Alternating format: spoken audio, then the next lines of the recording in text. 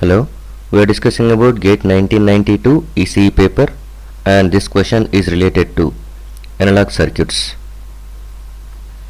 The circuit of figure uses an ideal op-amp.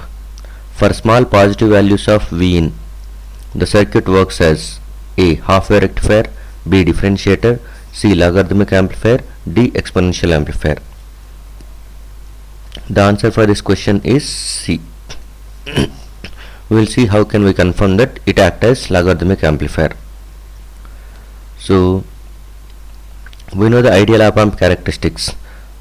Important ideal op-amp characteristic is nothing but ideal op-amp is going to be having infinite input impedance. That implies nothing but current flowing through non-inverting terminal, current flowing through inverting terminal are always zero. So there is no currents flowing into internals, that is input terminals, 0 and 0 current flows. So whatever the current flowing through this R, it is also flowing through this diode. So assume that this is the current I which is flowing through R, and the same current I is also flows through this diode. And one more important characteristic of ideal op-amp is open loop gain is going to be infinite. Op-amp has open loop gain as infinite, ideal op-amp. So we can write it as V0 is equal to always AOL into VID.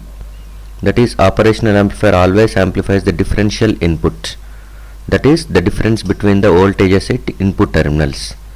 So from this one you can write it as VID is equal to V0 divided by AOL, open loop gain. So V0 divided by infinite is nothing but 0. VID can be written as differential input, that is difference between the non-inverting terminal voltage and inverting terminal voltage, that is going to be 0 for ideal op-amp. So which implies nothing but voltage at inverting and voltage at non-inverting terminals are going to be always same, which we can call it as virtual short. So this virtual short is only existing for the ideal op-amp and practical op-amp with infinite open loop gain. And V plus is equal to V minus. So if you know one voltage at one of the input, at that time the other input is also at the same voltage. So from this diagram, non-inverting terminal is at ground. So non-inverting terminal is at ground, that makes inverting terminal is also at 0 volts. So from this one we can find I is equal to current flowing through the resistor, I is equal to V input minus 0, that is the difference voltage present at resistance R. The voltage across resistance R is nothing but V in minus 0 divided by R is nothing but current flowing through it. So you can write it as simply V in by R. And next, the same current is also flowing through the diode. Okay, so I am making it as first equation. Same current is also flowing through the diode. You can assume that I0 is equal to, I is equal to I is equal to diode current equation in forward bias. Because current is flowing from P to N, that implies nothing but diode is under forward bias. This current is flowing through this diode, and that makes the diode to go into forward bias. We know that only in forward bias current flows. So I0 into e power V by Vt minus 1. So here V is nothing but, it is for forward bias, this V is positive. So for e power, positive is very large compared to this one. So it can be approximated as I0 times of e power V by Vt.